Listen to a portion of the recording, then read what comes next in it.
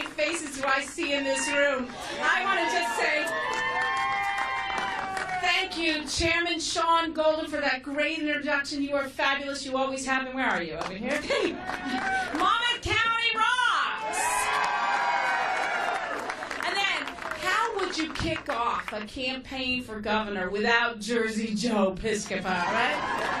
So thank you, Joe. You're just fabulous. And everything he said about visiting his house is true. I want to thank all of you in this room tonight for coming out on a Tuesday night to watch us, see the returns come in. I can't tell you, it is an amazing experience to look across this room and see everybody smiling. It's just fabulous. I want to introduce to you my family. But they're not all here tonight. You know, one is a judge, you know that already, so he can't come. And the 16-year-old, well, he has a paper due tomorrow morning, and I live in your world. All right, so I don't want him going anywhere. And my oldest son, Kevin, is flying an F-16 over the Air Force Base in San Antonio, so he couldn't come. So I forced my 21-year-old son to come out tonight and be my date for the evening. Everybody meet my son, Mike Guadagno.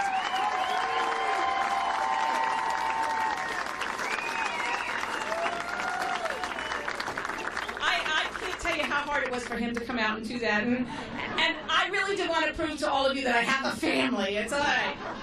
I want to thank, first of all of the hundreds of volunteers up and down the state of New Jersey, and I mean hundreds of volunteers who came out over all 21 counties, as Sean said, from Cape May to Sussex County, from the Atlantic.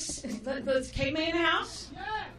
Atlantic County, Sussex County in the house. This is going to take an hour if we keep doing this, you know. So above every county was represented. We worked very hard. We didn't give anything. We didn't take anything for granted. I especially want to talk to my campaign team for just a second. Dave, Sarah, Ricky, Tom, Sam, Larry, please, everybody give my campaign team a round of applause. They're fabulous. And they're hiding in the back. There they are over there. I also want to thank all of the county chairs who have supported me from day one. I will never forget it. I thank you for your loyalty, and I thank you for your hard work. It is something that I will never, ever forget as long as I live. So thank you. Please give those chairmen a round of applause. I got to take a breath. And thank you to all of you who voted for us and gave us this great victory this evening. Please give everyone who voted today for the Guadagno team a round of applause. And now I get to say it for the first time. I am so very proud to be our party's nominee for the governor of the state of New Jersey. I thank you. And you know, I know that we didn't come this far to only go this far. Tomorrow morning we get up and we get back to work again. The fact is, though, before we go there, you need to know that we're all much stronger for this primary. It was a tough primary. It was very hard for all of us to fight and infight a little bit. But it made us all a better county organization, a better state organization, and it's made the Guadagno team a better organization. So with that in mind, let's thank everybody. Let's thank Jack Citarelli, who I talked to just a minute ago, and he was gracious and conceded. Steve Rogers, Joe Rulo, Hirsch Singh. They did far better than we thought. They turned out a lot of young people. The first young people, Hirsch Singh is only 32 years old. He has a great career in the Republican Party. Let's encourage that. Let's make sure they understand. Let's hear it for all of them. And to Jack Citarelli, I want to offer a special thank you for your faithful service to our party and to our state. I hope that you will continue to serve the public as you have in good health for many years to come. Personally, from my family to yours, Jack Citarelli, it was a great race, and I thank you for that.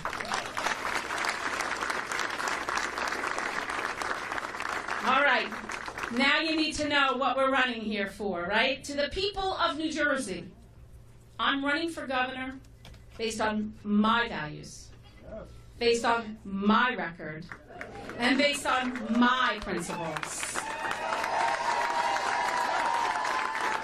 My principles are Main Street principles. learned them growing up as I moved from town to town and state to state. When my father lost his job and he had to move to another state to get a better job and a better future for his wife and his 5 children, I learned a lot, and I bring those values today. My 8 years as lieutenant governor has taught me that there are far too many families in New Jersey who live the same way I do. There are far too many families in New Jersey who have to pack up their things and leave because they can no longer afford to stay here. I understand those values. Those are Main Street values.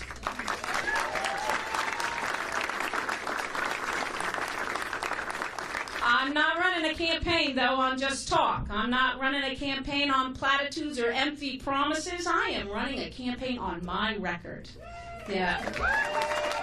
I'm proud of that record, and maybe some of you don't know that. So I'm going to start with, no, I was kidding. I was born in Iowa, and, I've served as a prosecutor in organized crime and public corruption for most of my professional life. I was the first woman sheriff here in Monmouth County. I think we stacked the room, Sean. Where as the sheriff, I was able to make decisions to protect the public. And over the last 8 years, I've had the honor and the privilege to be the first lieutenant governor of the state of New Jersey. As lieutenant governor, I focused on making government work for all of us, for all of you. I often gave out my cell phone number, and people always laughed, and I always said, well, you pay for it, you should be able to use it. I mean, that's kind of simple. And when you get a phone call at 5 a.m. in the morning from a mother who's standing in an emergency room who says, my son just OD'd and he can't find a bed, can you help? Well, I'm glad I gave out my cell phone number. Or how about the time after Superstorm Sandy hit us, somebody called me in the middle of the night and said, my husband is going back in. You have to stop him. And he went back in to save somebody in Seaside. You know, I don't think anybody thought for 1 second that I was going to be able to stop that man from going into Seaside to save somebody's life, but I do know this. I know the woman on the other end of the line wanted somebody to answer the phone, and I did. That's what I do, and that's what I bring to this office. In my day job, as I often said, I led the Red Tape Commission. I cut through regulations, about 4,000 of them. I see Frank here. He's going to clap. Go ahead, clap. Because I helped Frank a little bit. 4,000 regulations that were in the way of businesses' growth in New Jersey and making it hard for New Jerseyans to grow their businesses here. I led the charge to bring more good-paying jobs to the state of New Jersey, or to keep them here and grow them here. And I helped bring unemployment down from 9.8% to 4.1%. That's good.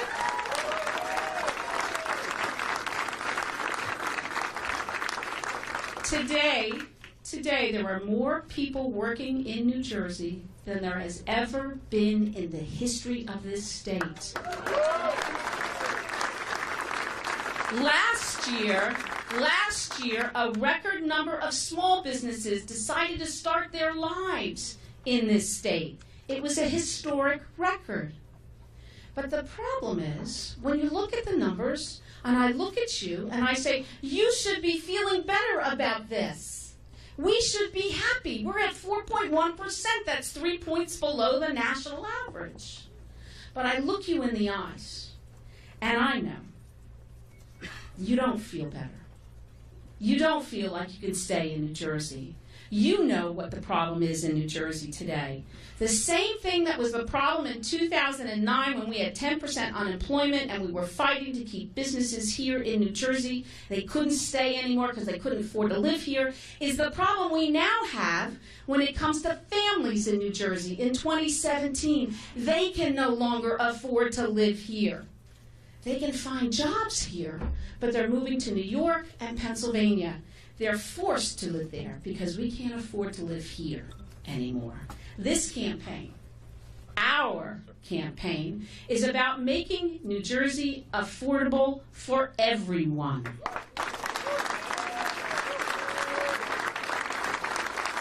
Now I'm going to take a second. I told you I was going to tell you about my principles and about my values, and now I'm going to tell you, and I was going to tell you about my record and my principles. My political principles are based on 4 simple ideas. First, here's a concept. Government has to be smaller and smarter. Because the only way it can be affordable and accountable to those who pay for it, that would be you, is to make sure it's smaller and smarter. Second, we must meet our obligations as public servants. And what are those obligations? We have an obligation to provide our children with a first-rate education. We have an obligation to protect our environment. We have an obligation to provide health care for the most vulnerable in this state. We have an obligation to assure the rights of everyone, no matter their ethnic background, no matter their religion, no matter their sexual orientation in New Jersey.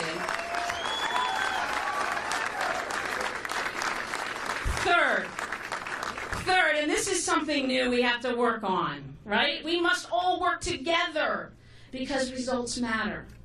And the problems are too big not to work together. A lot can get done if you don't care who gets the credit.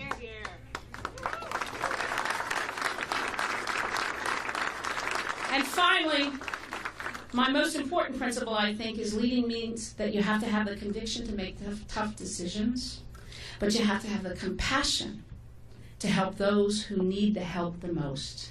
And I do. That's who I am.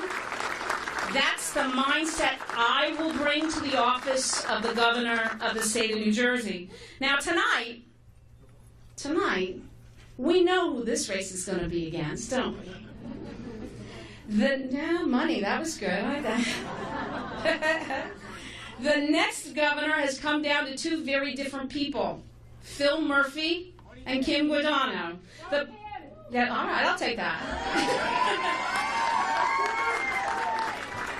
The primaries have shown that my opponent represents the values of Wall Street, and I represent the values of Main Street. After 20 years making tens of millions of dollars at Goldman Sachs by betting against the American worker, Phil Murphy spent $20 million to buy the Democrat nomination tonight. He's already running from his record. He's trying to convince you that he's got your back. Well, he's behind you all right. Everybody put your hand in your back pocket, because get ready to reach into your back pocket, because Phil Murphy is going to reach into your back pocket and take your last dime if he gets elected governor of the state of New Jersey. And let me tell you what I mean by that.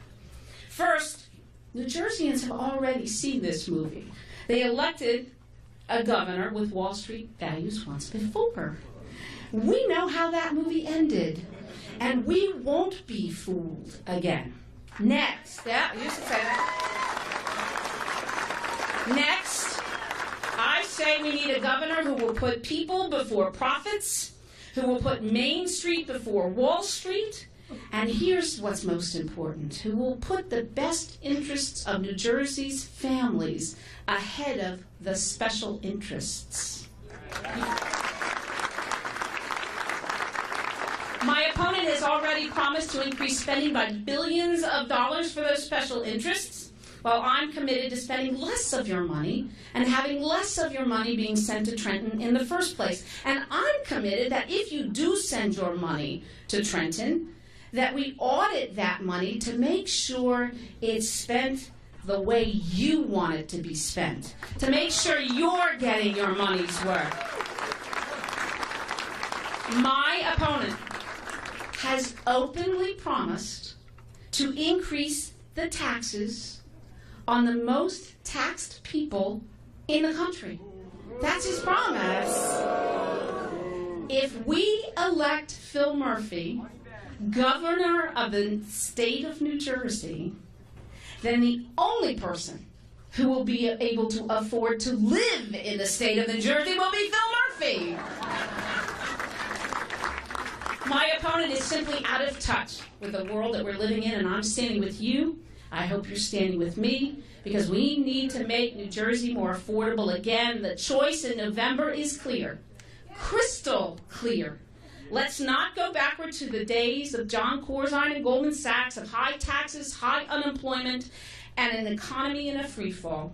Instead, let's move forward with hope that tomorrow will be indeed better than today, with a sense of possibilities. Let's choose to have a better future for our children, with policies and actions that make New Jersey affordable again, with policies and actions that improve the quality of life for all of our kids and our grandkids. That's what my campaign will be about. That's what I need you to be about. All right, so you now know what I believe in. You know what my values are. You know what my record is. You know what I'm going to fight for. I'm going to ask you all a few questions, and I need you to just answer a very simple yes or no. Do you believe that we must audit every department and agency to root out waste, to be sure you're getting your tax dollars worth? And I like that. Do you believe that you must cut property taxes now on the most taxed people in this country? And will you stand with me every day, starting now, between now and November 8th, to defeat Phil Murphy, because he will raise your taxes? All right. I'm going to remember you did that, because this is going to be a tough campaign. I have it all on tape. It's going to be a tough, because we are the underdogs. I know that comes as a shock to you, but we are here to win. We need to reach out, though, and get everybody else on the team. I know there are people who are skeptical out there, even in this room, about our ability to really change the property tax formula in New Jersey, to really change how expensive it is to live in New Jersey. But, you know, Phil Murphy has already pledged to raise your taxes. Tonight, let me give you my pledge. Tonight, I pledge to you that if we do not, in our first term, lower property taxes in the state of New Jersey, I will not stand for re-election. Think about it. I am so committed to making sure that we finally fix that property tax problem that I pledged to you 4 years from now. I will not stand for re-election if I do not keep that promise. All right. In closing, I want to speak to one last group of people. I want to speak to the people at home who didn't vote, or those that didn't vote for us, all right? I'm speaking to the independents who know that property taxes are far too high. I'm speaking to the Democrats who believe their party have walked away from values of the working class families in New Jersey. I'm speaking to Republicans who are afraid that we're actually going to increase taxes under another administration. And I'm especially speaking to all of those who are voting for the first time. The millennials. Raise your hand. There's a few of them in the room. You who are uncertain about your future in New Jersey, I invite all of you to join this team. Because if you join this team, there is no doubt in my mind that we will make New Jersey better, we will give you hope, we will give you faith, and we will make New Jersey better for everyone together. What a night. I want to thank you all again. I promise tonight I begin the fight so we win this thing. It's not a fight we can afford to lose. It's one we must win, not just for ourselves, but for our kids and our children's kids. God bless you. God bless the state of New Jersey, and God bless the United States of America. On to victory.